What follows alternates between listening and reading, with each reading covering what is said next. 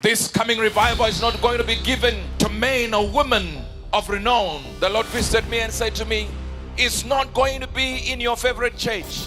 It's not the one that is selected. It is individualistic.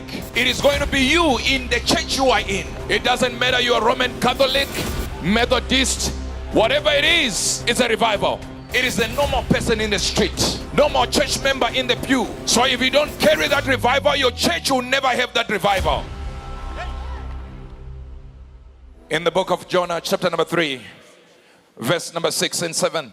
For word came unto the king of Nineveh, and he rose from his throne, and he laid his robe from him, and covered him with sackcloth, and sat in ashes. And he caused to be proclaimed. Watch this.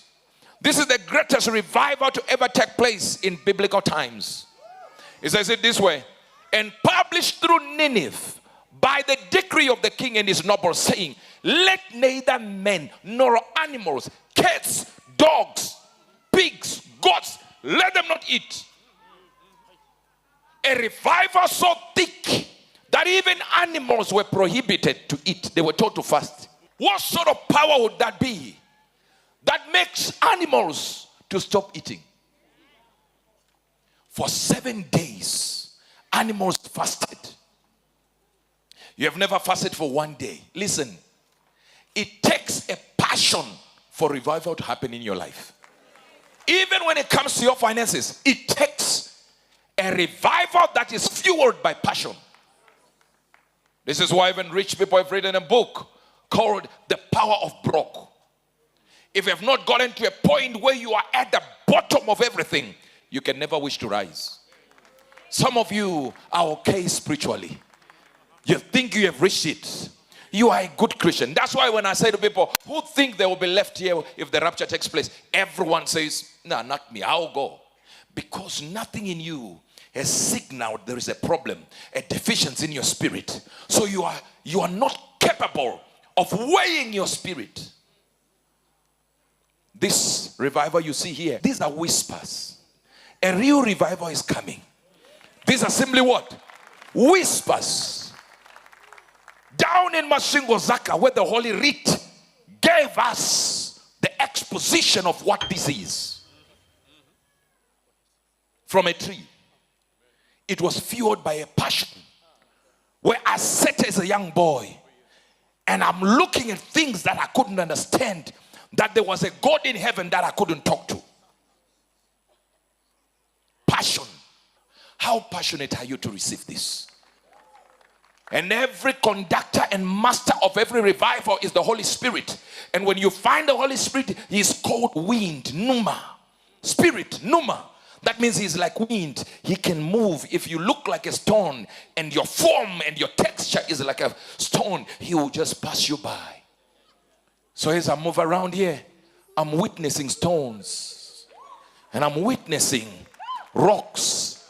And I'm witnessing people who are laid down for the master to use. A revival will cause you not to be led by the Spirit. You didn't hear what I just said.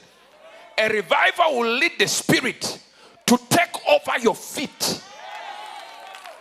He no longer leads, as in leading. He is not in front. He is on the inside of you, taking the steps you ought to take. If you came here for money, sir, if you came here with a need, I came here with whispers of revival. And I'm not talking about something complicated where you're thinking, oh, he's going to be so big. It's churches and church from this church to this church. It's individualistic. Where in your house, you hear whispers from another world. Angels will begin to speak to you while you sleep. You wake up and angels are talking to you. You see, if I'm having a dream, I can wake up from a dream and then say to God, I want to continue the same dream. And I go back and start exactly where I left off the other one. If the whole night I was in a dream that was so exciting to my spirit, I can tell God in the morning, let's do it again tonight. And that night I'm on it again. I see somebody here by the Spirit of God.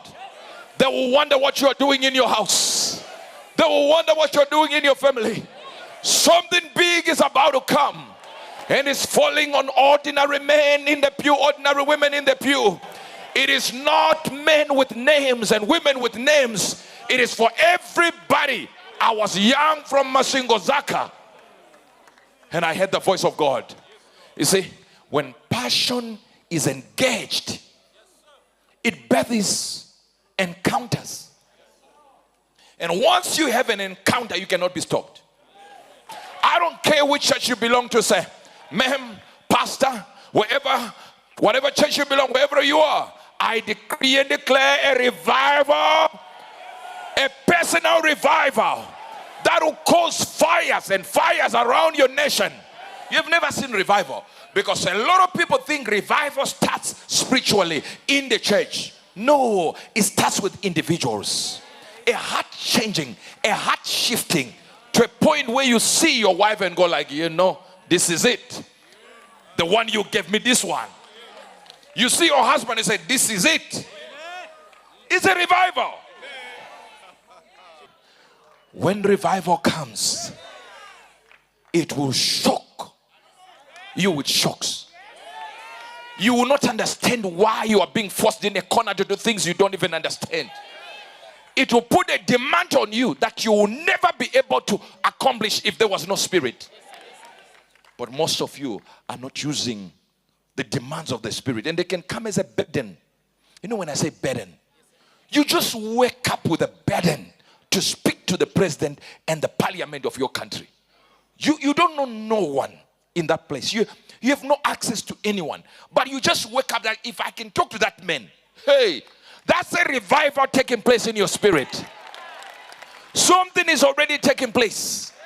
I decree and declare to somebody here, when passion is within you, you are pushed to greater heights.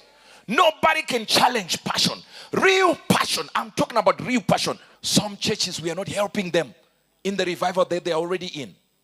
Look at Pastor Chris Oyakilome. Let me tell you something. Do you know the pastors that listened to Pastor Chris just last year? I'm talking about last year. That were in the classroom. Listen, I'm talking about the class we were being taught by Pastor Chris. Pastors of other churches, 120 million in one class. What does it take for 120 million gadgets to tune into one man? Just a few months back, he is in his studio teaching. Do you understand this? 2 stadiums, different countries. No. The poster says Pastor Chris will be in the studio. You attend in the stadiums. When revival takes place, that thousands and millions tune in to a man who has not left his house. And everyone who is walking towards the stadium knows exactly that the man is not there. We are going to watch him on screen. As if that is not enough, the stadium has an overflow. In another country, they know he's not coming. Say, you can't even feel your 10-seater. And yet other men are rising with anger and with fire that they speak from a certain location and the whole world listens. So without revival, we remain stagnant. Nobody becomes anything. You just become shadows of your real selves. How does it work? Passion. And sometimes passion might look negative because it is experiencing your experience in this way that you can be so broke. But when you are broke, for you to develop a passion, you don't need to start blaming yourself. You need to get to a point where you say to yourself, I'm already rock bottom. There is no other place to go except up. Listen, if you're already down here, don't worry. You can't go deeper. It's now up. I speak to somebody here. Your time for rising is now. It takes craziness to follow this God we worship. In the book of Isaiah, he told Isaiah to be naked for 3 years. Put it up. You don't know what passion is. Passion will get you naked. In the year that Tatan came unto Ashdod, when Sargon the king of Assyria sent him and fought against Ashdod and took it. At the same time spake the Lord by Isaiah the son of Amoz, saying, go and remove your clothes from your loins. put off your shoe from thy foot. And he did so, walking naked and barefoot. And the Lord said, like as my servant Isaiah walked naked and barefoot 3 years for a sign and wonder upon Egypt and upon Ethiopia. You say you understand what a prophet is. God can give you confusing instructions. To Lot, he says, run away from the fire. Lot's wife, run away from the fire. You and your children, run. The fire is dangerous.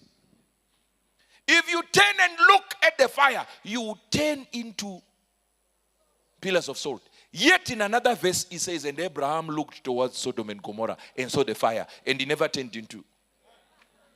No, you are not getting this. Then to Meshach, Shadrach, and that Abednego. You are not getting this. He said, get into the fire. The same God who said, don't get in the fire, he says, get in the fire. Daniel, don't kill the lion, just stand there. I will turn the lion into herbivores. The lions changed appetite because of a revival in one man. The reason why we can put you in the zoo and be eaten by a lion, you have no revival, sir. You have no revival. Lions can understand revival. Then to Samson, he said, kill the lion. What do I follow now? This is why God said to me, tell them an individual revival is coming. Where they can just see you in the street there. You're walking on the street, they say, how are you? You say, La Crusta Bra. You can't even answer using the La Kumenehesh Kabaka. You can't even answer using their own language. You are too inside, sir. You are inside, sir. You are too inside. I said you are too inside. You are in there. The reason you think the service is long is your love for Christ is short. In the last days, that great day of the feast, Jesus stood and cried, saying, if any man thirst, let him come unto me and drink. What is he talking about when he says, if any man is thirsty, let him come? A thirst, a hunger. What you people don't have, even in your marriage, you have no hunger to listen.